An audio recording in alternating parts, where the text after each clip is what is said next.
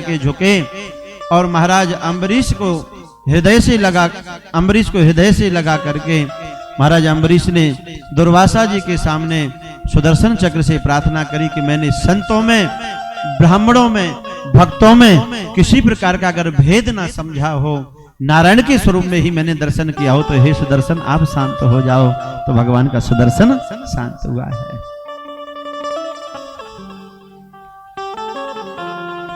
सुंदर महाराज सगर का चरित्र है। भागीरथ के माध्यम से किस प्रकार से गंगा पृथ्वी पर आई, उनसे इनके पूर्वजों का उद्धार हुआ। भगवान श्री कृष्ण का चरित्र आए उससे पूर्व 1.5 अध्याय में पहले प्रभु श्री राम का स्मरण श्री सुखदेव भगवान ने राजा परीक्षित को कराया।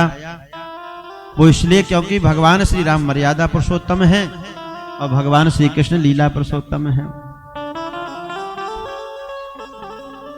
तो भगवान श्री राम ने जो अपने लीलाओं में किया है वह हमें करने योग्य है, और भगवान श्री कृष्ण ने जो कहा है वो उसका हमें अनुसरण करना चाहिए। खट्वांगा दीर्घबाहुश्च रघुस्तस्मात् प्रथुश्रवा अजस्ततो महाराज तस्मात् दशरथो भवत्। भगवान श्री राम का अवतरण हुआ शूर वंश में, युग था त्रेता। तो उनके राजाओं की चर्चा आती है। खट्वांग के दीर्घबाहु हुए, उनके रघु अज महाराज दशरथ हुए हैं। और हम जरा दर्शन करें महाराज दशरथ का जीवन कैसा है। धर्म धुरंधर गुण निधि ज्ञानी,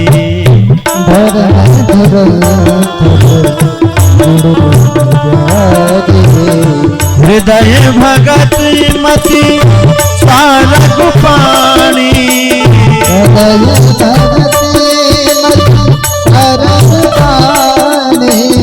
हृदय भगत मति सारग पानी,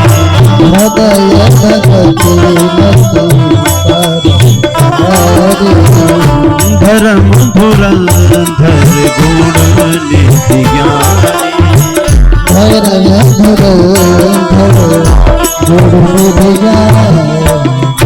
भगवान किसके जीवन में दर्शन देते हैं, किसका बेटा बनते हैं? बोले जो धर्म को जानने वाले हैं, धर्म का आचरण करने वाले हैं।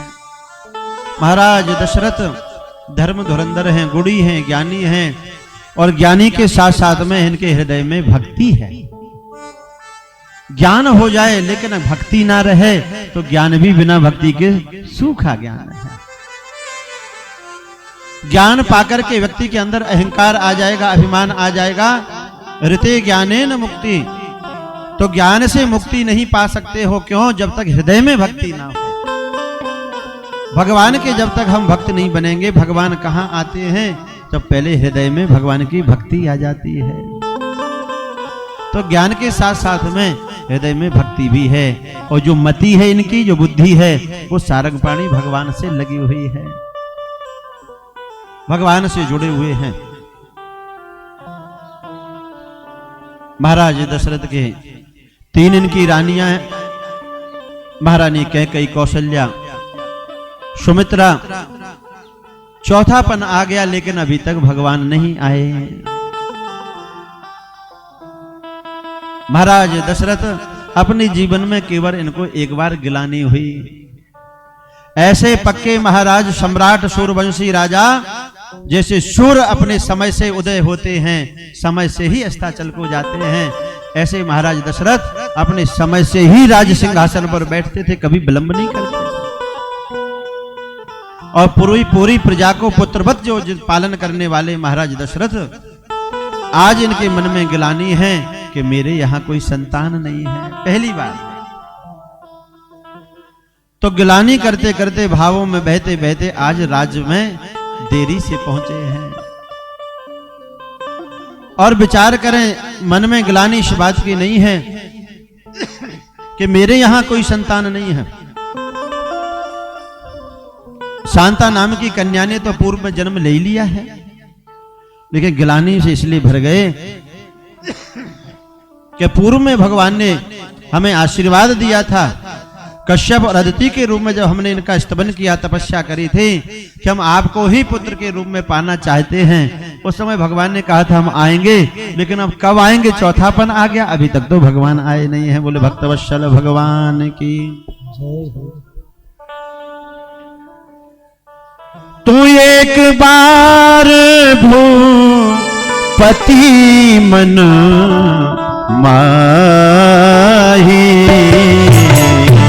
एक बार भूपति मन माही, एक बार भूपति मन माही, एक बार भूपति मन माही, भई गलानी मोरे सुख नाही, गलानी मोरे सुख नाही। जय सिया राम, जय जय सिया राम, जय सिया राम, जय जय सिया राम, जय सिया राम, जय सिया राम, जय सिया राम, जय सिया राम।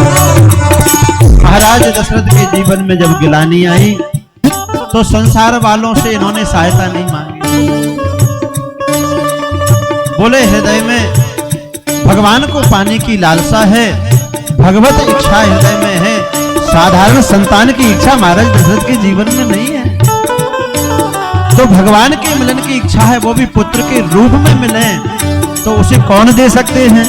बोले उसे तो गुरुदेव ही दे सकते हैं। भगवान से कौन मिला सकते हैं? बोले गुरुदेव मिला सकते हैं। गुरुदेव ही एक ऐसे लाइनमैन है जो हमारे घर की लाइट का कनेक्शन पावर हाउस से जोड़ सकते हैं, और दूसरा कोई नहीं। और मांगे उससे जिसने पहले उसको पा लिया। तो आज महाराज दशरथ ने दुनिया वालों से सहायता नहीं मांगी। ओ गुरु ग्रह तुरंत गए महिपाला, गुरु ग्रह तुरंत गए महिपाला, चरण लागे कर विनय विशाला, चरण लागे करी हृदय वो चरण लागे करी विनय विशाला,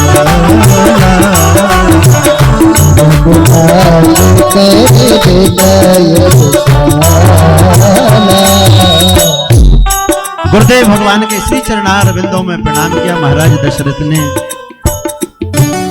और गुरुदेव भगवान को प्रणाम करके निज दुख सबसे पहले अपना दुख सुनाया कि संकट किस बात का है, और केवल दुख ही दुख नहीं सुना रहे हैं पर अपना सुख भी सुना रहे हैं। निज दुख सुख सब गुरु ही सुना। आजकल लोग केवल दुख ही दुख रोते हैं, गुरुजी के पास जाएंगे गुरुजी मरे जा रहे हैं, बहुत समस्याएं हैं। और अगर घर में कोई फायदा है तो फायदा की चर्चा गुरुदेव से नहीं करेंगे, कोई लाभ हो गया तो गुरुदेव को नहीं बताएंगे। क्यों? ऐसा नहीं हो गुरुदेव कहें बेटा 10% दान में दे दो आश्रम के लिए। क्या करेंगे? केवल दुख। तो महाराज दशरथ ने दुख इस बात का सुनाया कि चौथापन आ गया लेकिन भगवान नहीं मिले। लेकिन सुख किस बात का है? बोले भगवान अभी तक नहीं मिले, लेकिन अब भगवान से मिलाने वाले गुरुदेव आप हमें मिल गए हो, इसलिए सुख है। और जब अपने जीवन का संकल्प गुरुदेव भगवान को सुनाया तो अब गुरुदेव ने भी देखा कि चेला परेशान है, अब आगे किसी प्रकार का कोई ऑप्शन है नहीं। तो धरहूं धीर हुई है सुतचारी, त्रिभुवन वेदित भगत गुरुदेव के हृदय से आशीर्वाद निकल गया। सुतचारी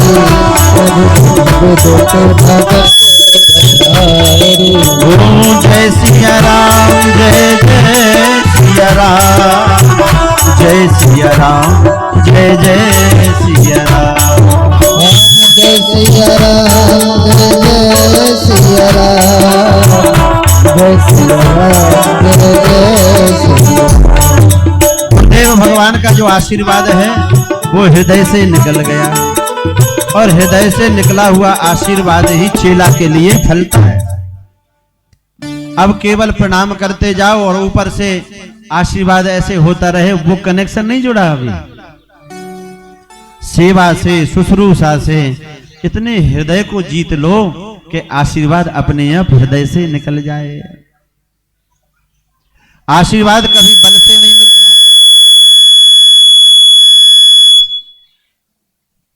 बोल भक्त वत्सल भगवान की का भयो भैया।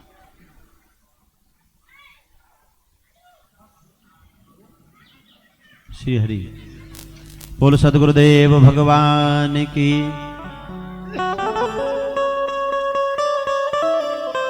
अब हमारे गुरुदेव तो ये कहते हैं श्री राधे कि कोई भी महात्मा आए और महात्मा से कहे कि हमें आशीर्वाद दो, तो महात्मा कहे ठीक है भैया, खुश रहे, प्रसन्न रहे। जबरदस्ती का वह आशीर्वाद नहीं, सेवा से जब हम मन को रीझ लें तो आशीर्वाद मिल जाता है।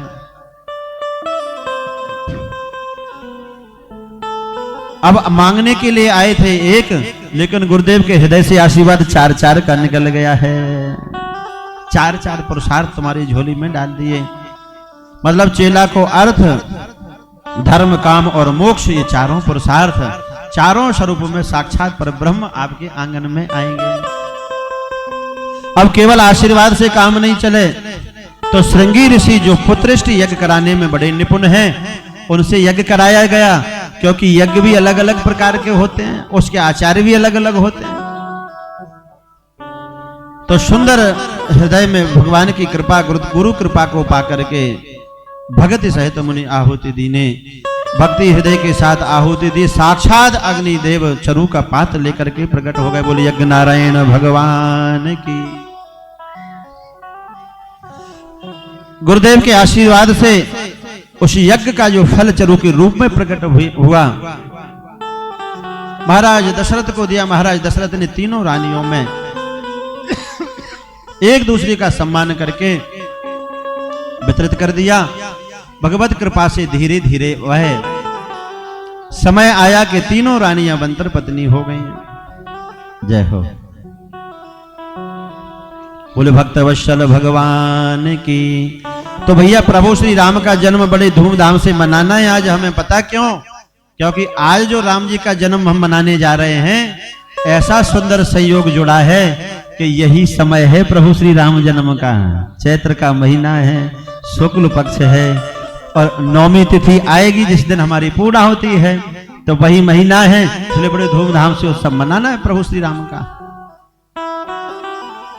अब तो गुरुदेव के आशीर्वाद से, यज्ञ नारायण के प्रसाद से ऐसी भी चर्चा आई है कि माता सुमित्रा जी के हाथ का जो चरु का पात्र था दोना, वो एक सर्वचला नाम की अप्सरा लेकर के उड़ गई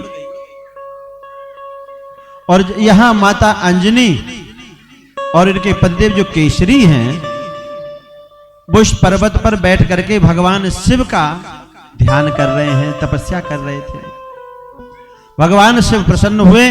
भगवान शिव ने मांगने के लिए कहा केसरी जी से, माता अंजना से मांगो क्या चाहिए। तो इन्होंने मांग लिया कि हम आपको ही पुत्र के रूप में चाहते हैं। तो इधर आशीर्वाद भगवान शिव ने दिया और यही सुमित्रा जी के हाथ का जो चरु पात्र था, उस चील ने जाकर के इधर माता अंजनी की गोद में डाल दिया है। तो मानो हनुमान जी महाराज जो जन्म लिए हैं, प्रकट भये हैं, वो भगवान श्री राम के ही अनुज हैं। तुम मो प्रिय भरत है सम भाई। इसी यज्ञ चरु से हनुमान जी महाराज का भी जन्म है, इसलिए प्रभु श्री राम हनुमान जी महाराज को इतना आदर देते हैं। बोले भक्त वत्सल भगवान की, बोले हनुमान जी महाराज की।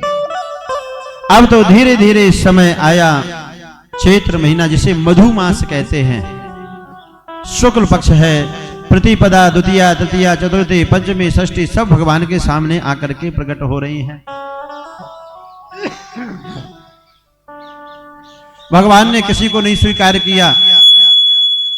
नौमी तिथि मुंह लटकाए हुए आए, क्यों भैया, हम तो रिक्ता तिथि, हमें कोई मानता ही नहीं है। तो भगवान ने कहा ठीक है, जो खाली है, जो रिक्त है, उसी का हम वर्ण करेंगे। भगवान ने नौमी तिथि को स्वीकार कर लिया। तो नौमी तिथि मधुमास पुनीता, शुक्ल पक्ष अभिजित हरि पीता।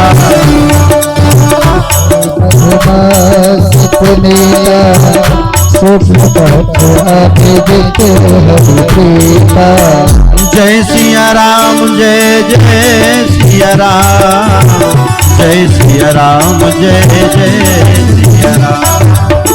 जय सिया राम, जय जय सिया राम, जय सिया राम, जय सिया राम। मध्य दिवस अति शीतल भावा,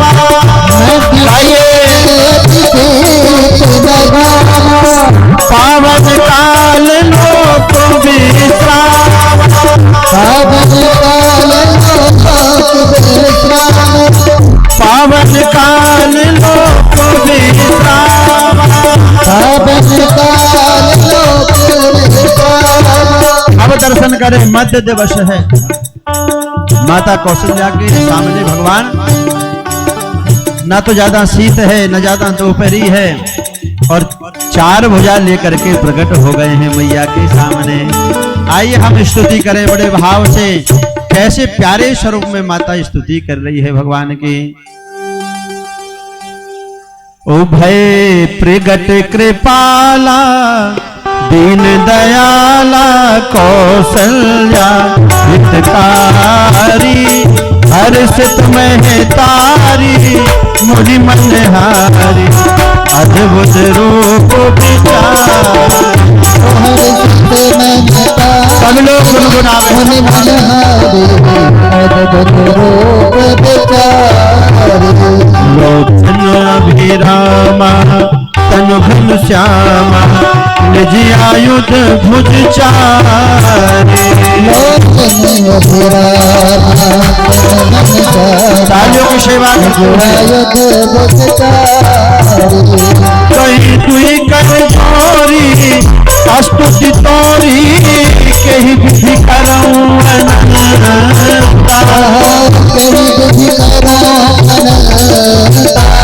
माया गुण ज्ञाना, प्रीत यमाना, वेद पुराण बनता।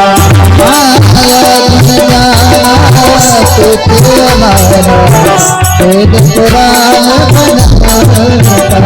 रघुनाथ सुख सागर, सब गुण आगर, जही गावे श्रुति संता।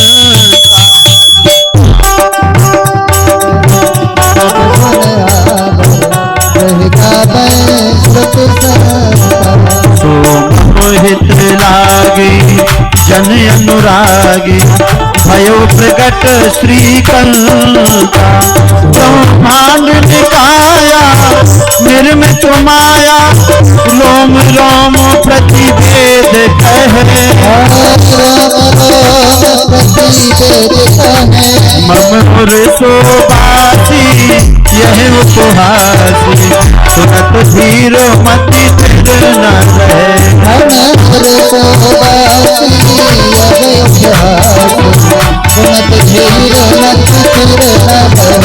उपजा जब ज्ञाना, प्रभु मुस्काना, चरित बहुत विधि कीन कहे।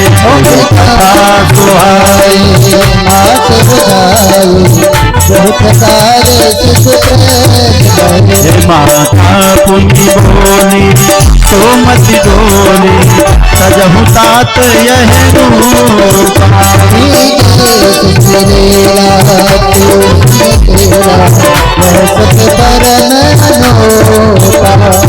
भजन सुजाना, रोदन ताना, हुई बालक सुर भूपा।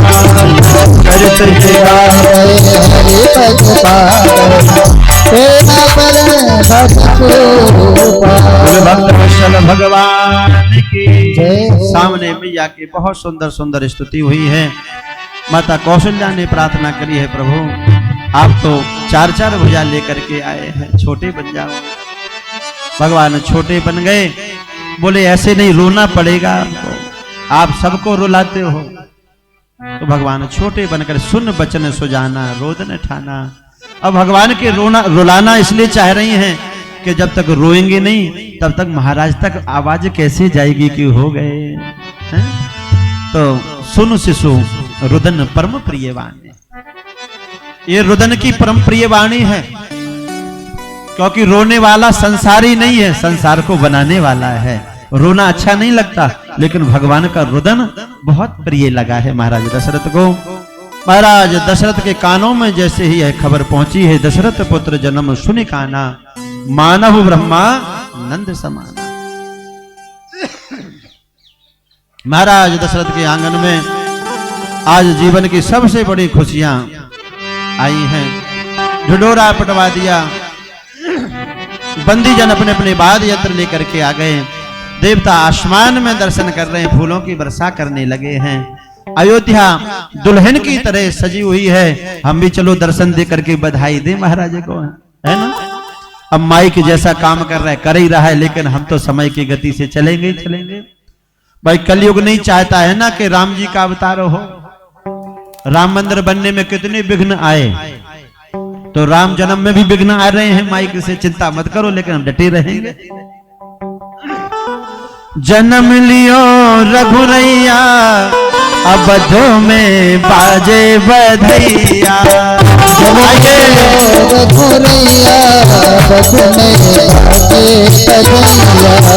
जन्म लियो रघुरैया, अवधो में बाजे बधैया।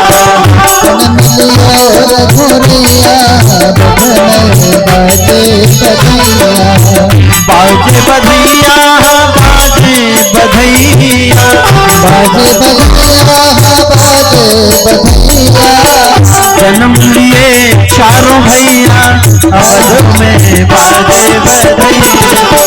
जन्म लिए चारों भैया, अवध में बाजे बधैया। बोलते हुए बधाई दे महाराज, बधाई हो महारानी, बधाई हो, बधाई हो।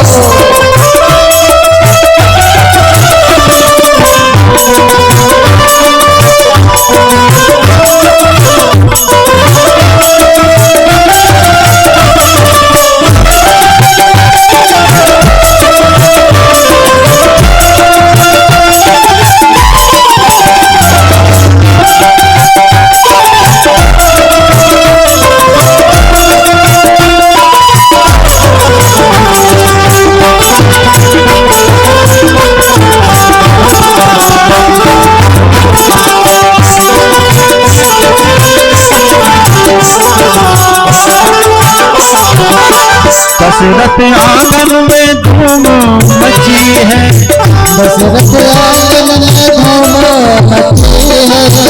दशरथ आंगन में धूम मची है। दशरथ आंगन में धूम मची है।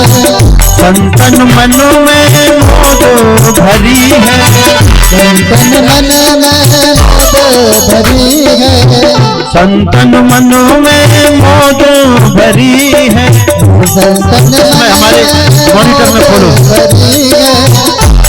वो आनंद की घड़ी आई, अवधपुर में बाजे बधाई। आनंद की घड़ी आई, अवधपुर में बाजे बधाई। जन्म लियो रघुराई, अवधपुर में बाजे बधाई। ओ जन्म लियो रघुराई, अवधपुर में बाजे। बोले अयोध्या नाथ की।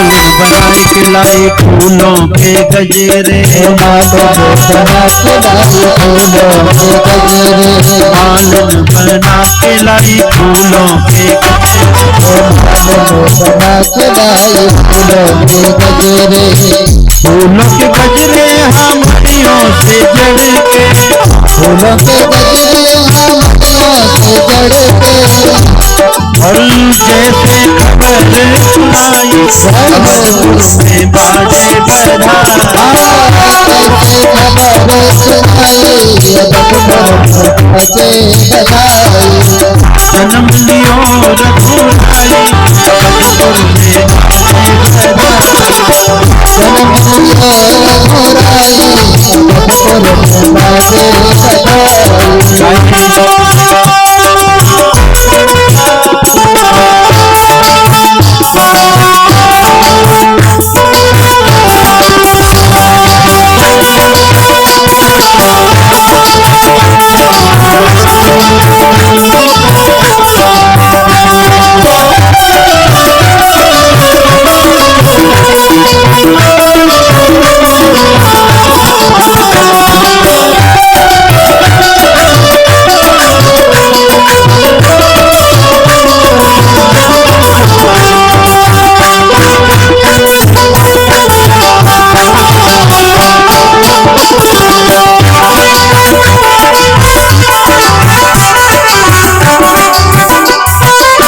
माता कौशल्या हर्षित ने रखो, माता कौशल्या हर्षित रखे छठी, माता कौशल्या हर्षित ने रखो, माता कौशल्या हर्षित रखे छठी, माता कौशल्या हर्षित रखे छठी, हर्षित रखे छठी, मन में फूली ना समाई अवधपुर में बाजे बधाई, मन में फूली ना समाई अवधपुर में बाजे बधाई, जन्म लियो रघुराई अवधपुर में बाजे बधाई, ओ जन्म लियो रघुराई अवधपुर में बाजे बधाई। एक बार दोनों हाथ ऊपर करके बोले बधाई हो।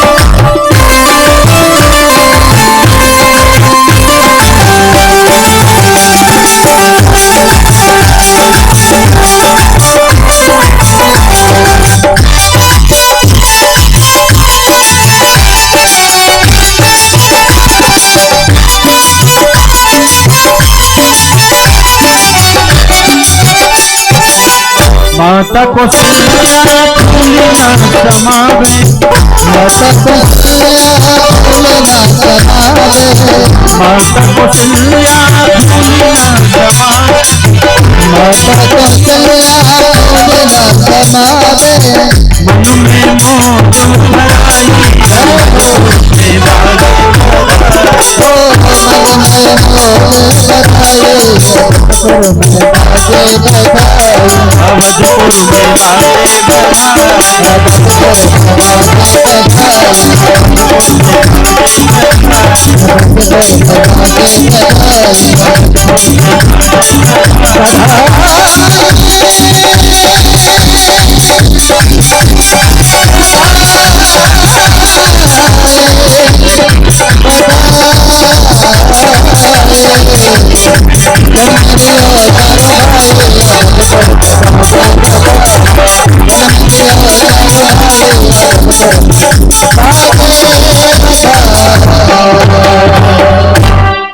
बोले अयोध्या नाथ की जय हो।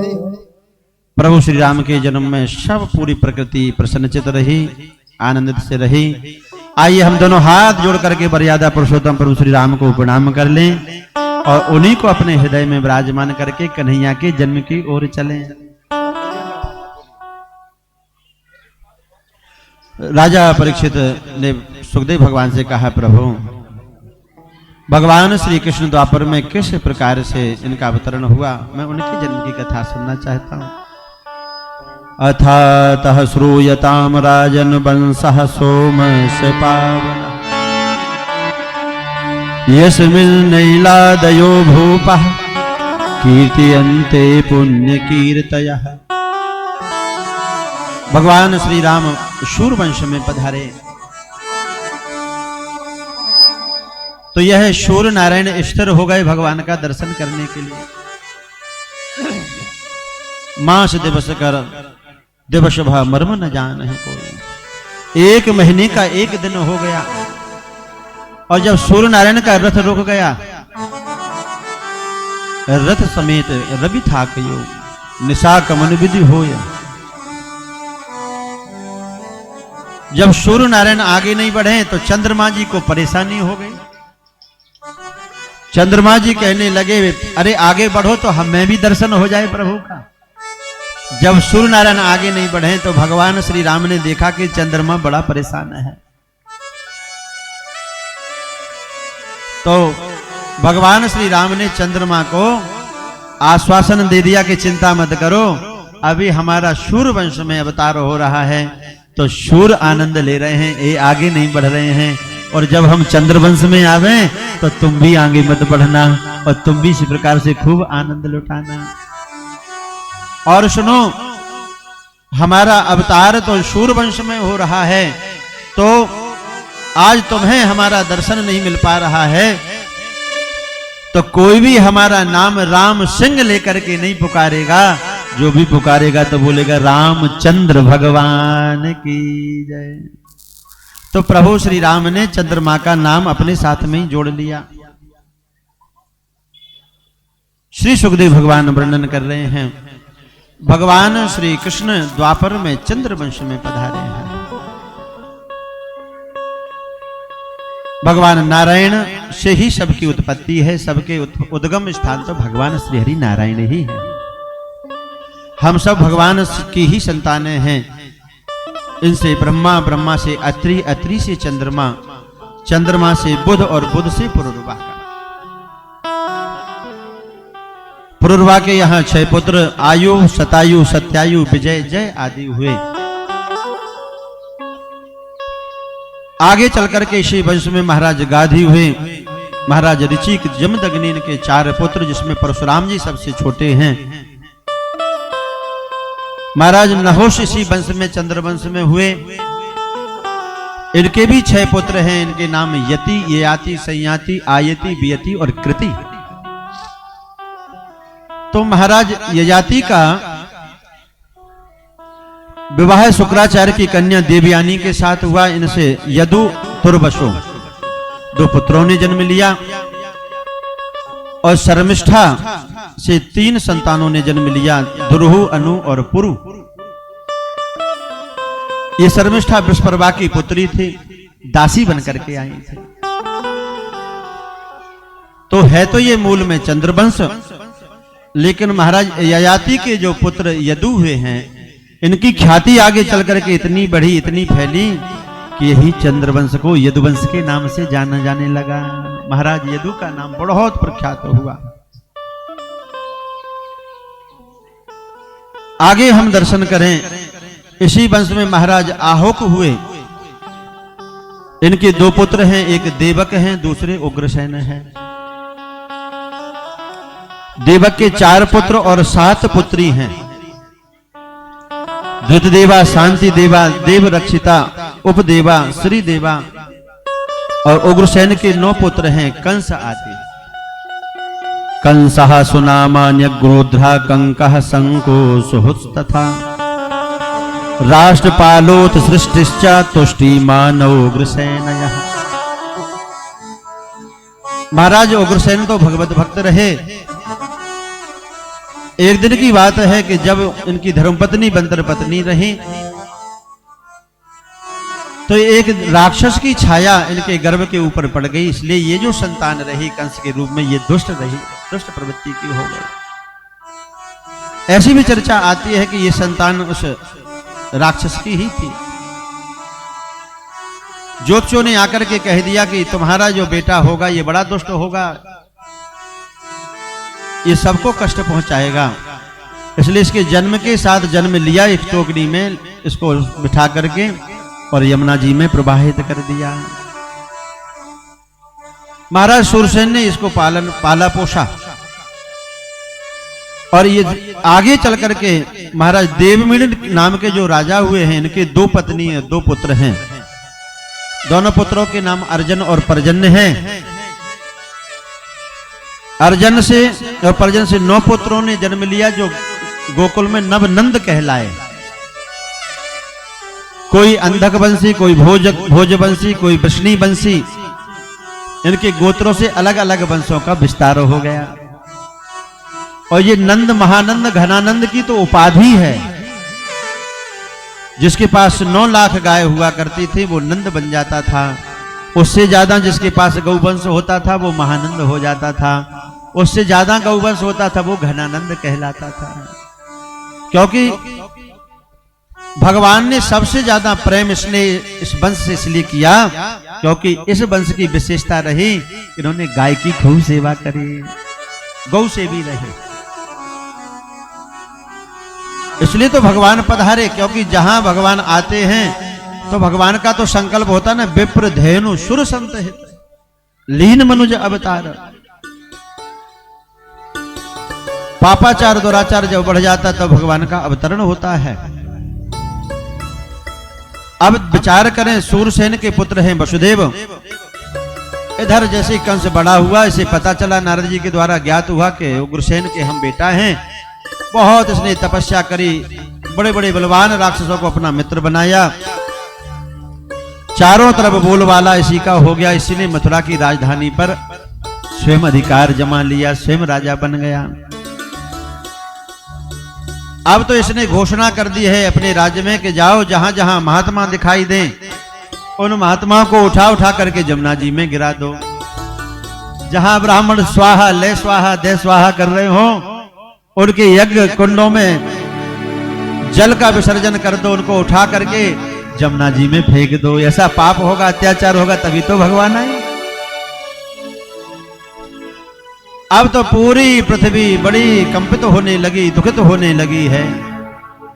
भूमिर द्रप्त निपव्याजा दैत्यानीक शतायुतैः आक्रांता भूरि भारेणा ब्रह्मांडो शरणम ययो। सुखदेव भगवान वर्णन कर रहे हैं, इस कंस का पापाचार दुराचार इतना बढ़ गया कि ये पृथ्वी कंपित होने लगी है और ये ब्रह्मा जी के पास पहुंची है। देवताओं को लेकर के भगवान की स्तुति सब देवता करने लगे।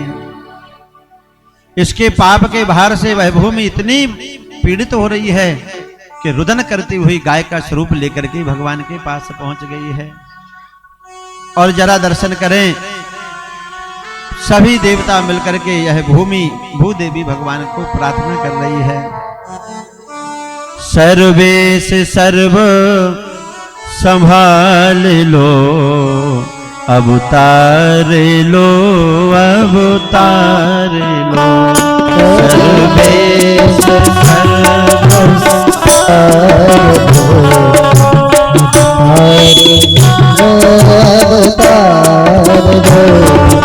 सर्वेश सर्व संभाल लो, अवतार लो, अवतार लो। सभी पुकार हे सर्वेश्वर, आप अवतार लो, अवतार लो। देखो